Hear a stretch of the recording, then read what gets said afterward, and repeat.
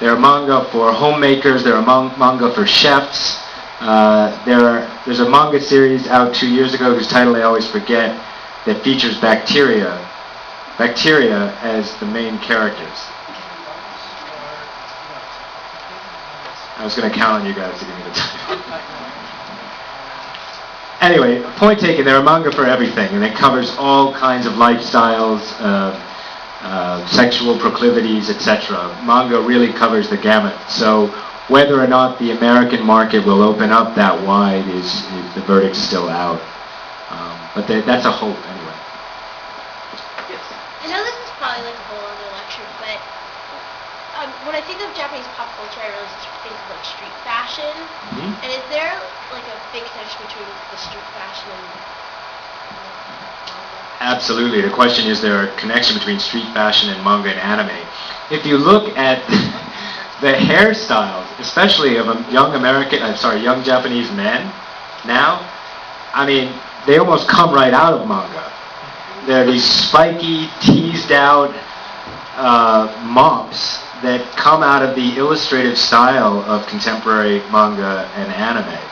The colors, the arrangements of clothing, that I would say there's now almost a one-to-one correlation between what manga artists are doing, and they're watching the kids too. So again, like this Mobius strip, it's going back and forth. They see certain fashions in Shibuya or Harajuku or Shimokitazawa, parts of Tokyo, go back to their desks and illustrate them, and then add something to it or tweak something, and then you see the kids doing that out on the streets. So it's very much, maybe a little bit the way rock and roll used to have that function. I don't think it does anymore.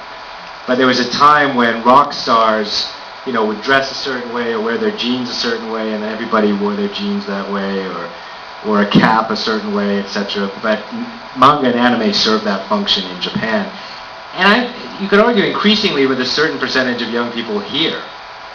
In fact, cosplay, one of the chapters in my book is about costume play, which in Japan is called cosplay. It's just a truncation.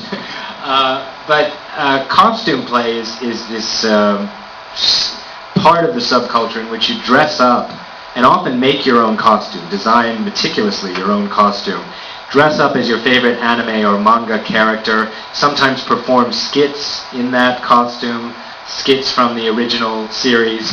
And costume play is very much affecting now fashion and the contemporary fashions you see in cities like San Francisco and down in the East Village in New York and so on. This idea of dressing up as a character and then taking some of those ideas and applying them in daily fashion.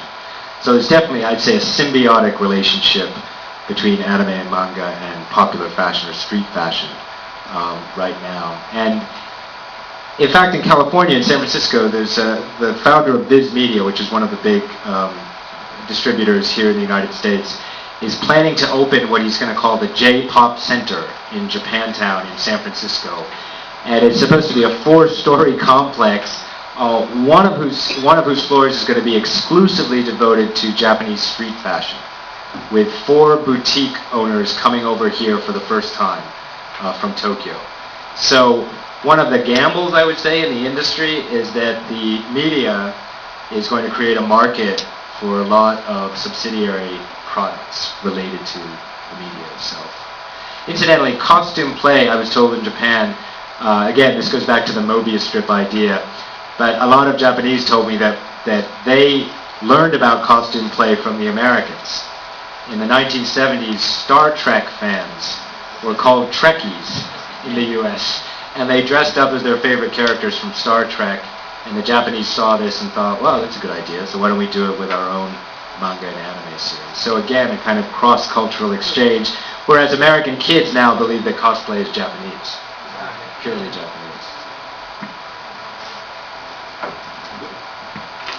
Well, I'd like to thank you on behalf of the class. This lecture really fit right into the color. This course is called Introduction to Japanese History and Culture.